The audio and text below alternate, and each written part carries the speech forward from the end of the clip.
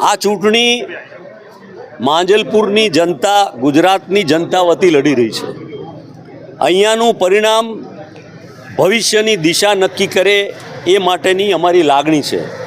કોંગ્રેસનું નેતૃત્વ, કોંગ્રેસના કાર્યકરો પ્રજાના પ્રશ્નોને વાચા તો આપે જ છે, પણ આ પ્રજાના પ્રશ્નોને પ્રજા પણ ઓળખે છે અને જાણે છે.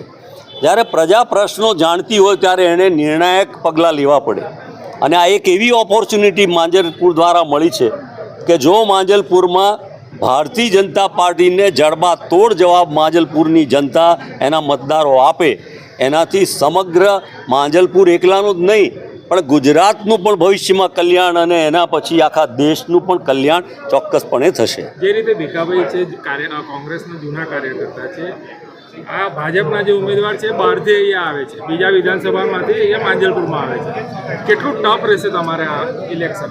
સવાલ એટલા મોટા છે, પ્રશ્નો એટલા મોટા છે કે કોઈ વ્યક્તિની ચૂંટણી નથી. આ સવાલ વિચારધારા અને લોકોના દુઃખ સુખ અને તકલીફના પ્રશ્નોની વાત છે. કોઈ એક આ ચૂંટણી હારી જીતવા જવાથી ભારતીય જનતા પાર્ટીની સીટોમાં કોઈ મોટો વધારો થઈ જાય કે કોંગ્રેસને બહુ મોટી જીત દ્વારા મોટી સંખ્યા આવી જાય એનું નથી, પણ પ્રજાના મનમાં જે આક્રોશ, દુઃખ, તકલીફ છે એને વાચા આપવાનો આ એક એવો મોકો મળ્યો છે કે જેનાથી એકલી માંજલપુર નહીં, વડોદરા નહીં, સમગ્ર ગુજરાત નહીં પણ આખા દેશમાં બહુ મોટો પડઘો અને પરિવર્તન લાવવાની શક્યતા છે. જે રીતે અમને વાત જાણવા મળી છે કે જે આ કાર્યાલય છે, બરોબર, આ કાર્યાલય પણ કોંગ્રેસને નહોતો મળતો, પહેલાં 2 કાર્યાલય મળ્યા, એ ભાજપવાળાએ ખાલી કરાયા. કારણ શું છે? હવે તમે ભારતીય જનતા પાર્ટીને મારા કરતાં વધારે ઓળખો છો, એના ભ્રષ્ટાચારને ઓળખો છો, કેવી રીતે એ લૂંટ ચલાવે એ ઓળખો છો. ભારતીય જનતા પાર્ટીના એના પાર્ટી ઓફિસમાં અથવા એના બેંકના એકાઉન્ટમાં 16,000 કરોડ રૂપિયા કંઈ ભારતીય જનતા પાર્ટીના કાર્યકરોએ એમના ઘરમાંથી લાઈન તો આપ્યા નથી. તો જ્યારે એમણે બધા જ પ્રકારના હથકંડા કરતા હોય, ચૂંટણીમાં હમણાં લોકલ બોડીઝની જે ચૂંટણીઓ ગઈ એમાં એમણે કોંગ્રેસના ઉમેદવારોના ઉમેદવારી ફોર્મ પાછા ખેંચવાનું પાપ કર્યું. એક તરફ ચૂંટણી પંચ એવું કે ફ્રી એન્ડ ફેર ઇલેક્શન, અને એમાં મતદારને એનો અધિકાર મળવો જોઈએ, ભલે એને જેને મત આપવો હોય, અને બેવને ના આપવો હોય તો નોટાને આપે, પણ એનો મતનો અધિકાર જ ના રહે. એટલા માટે ઉમેદવારી પત્રો પાછા ખેંચવાનું પાપ લોકશાહીમાં જે પાર્ટી કરતી હોય તો આવા નાના હથકંડાઓ તો બહુ કોમન છે. કોંગ્રેસની શું રણનીતિ?